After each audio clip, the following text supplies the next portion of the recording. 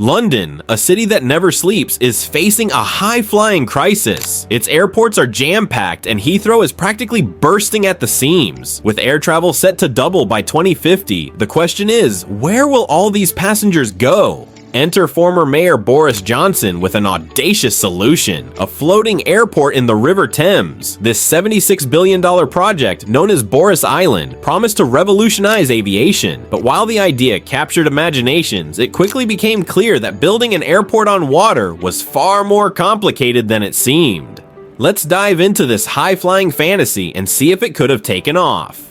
Why does London need a new airport? Before we dive into the floating airport proposal, it's important to understand why London desperately needs more airport capacity. Currently, London is home to 6 major international airports, each serving different purposes. For example, London City Airport handles flights within Europe, while Stansted Airport focuses on low-cost airlines flying to European destinations. Heathrow, however, is the backbone of the city's air travel network, connecting London to over 200 destinations across the globe. Heathrow's origins date back to the 1930s, when British engineer Richard Ferris purchased a small plot of land in Harmondsworth. The area originally served as an RAF base during World War II before becoming a civilian airport in 1946, with a converted bomber aircraft completing the first commercial flight. Over the decades, Heathrow expanded rapidly, especially with the boom in air travel during the mid-20th century. By the 1960s, the airport had replaced its wartime infrastructure with modern terminals. Today, Heathrow handles over 80 million passengers annually and is the UK's largest port by value, serving as a crucial hub for international trade and exports. However, despite its historical significance, Heathrow is facing a critical issue. It is at full capacity. The airport's 2 runways have been operating at maximum utilization for almost 20 years, leaving little room for expansion or to accommodate delays and adverse weather conditions. The situation is projected to worsen, with estimates suggesting that demand for London's airports could reach 400 million passengers per year by 2050, more than double the current traffic. This growth in air travel presents a serious challenge to the existing infrastructure, with increased congestion, higher ticket prices, and greater environmental strain. If something isn't done soon, London risks losing its position as Europe's aviation leader. Exploring possible solutions. There are several proposed solutions to address the growing demand for airport capacity in London. One option is to expand existing airports. Gatwick and Stansted, both located in less densely populated areas, offer the potential for expansion. Additionally, there have been talks about connecting Heathrow and Gatwick via high-speed rail, although these plans have failed to materialize. Another solution is to build a new airport in a less populated area, such as Oxfordshire. This would allow for greater capacity while distributing air traffic more evenly across the country. Regional airports could also play a more significant role, helping to alleviate the pressure on London's hubs. The most straightforward solution is expanding Heathrow itself. In 2018, the UK government approved a controversial $22 billion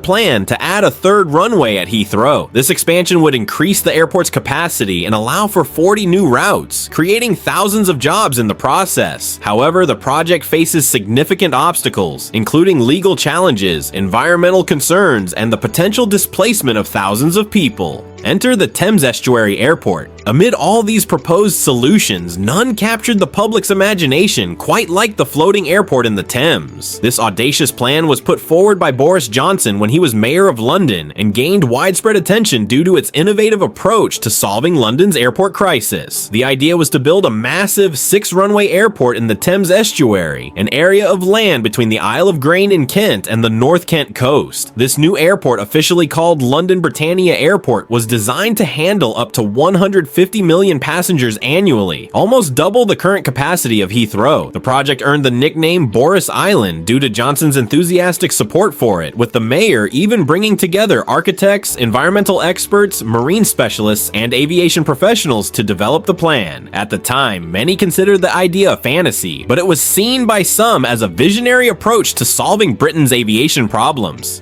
A vision for the future. The idea of an estuary airport in the Thames has been floated since the 1970s, but it wasn't until architect Sir Norman Foster stepped in that the concept truly gained traction. Inspired by successful projects like Japan's Kansai International Airport, Foster envisioned a modern, floating airport in the Thames estuary. He believed it could be built in just 7 years, overcoming challenges like stronger tides and busier shipping lanes. The airport would be situated on the Isle of Grain, far from London's residential areas, ensuring no flights over neighborhoods. Takeoffs and landings would occur over water, cutting down noise pollution. A car-free design was central, with high-speed rail tunnels providing access, while multiple terminals would be spread across London's train stations. Logistics would be based in Sheerness, supported by an upgraded road network, an ambitious and futuristic plan for British aviation. The massive price tag. Building a floating airport in the Thames would be one of the largest infrastructure projects in British history. The proposed $76 billion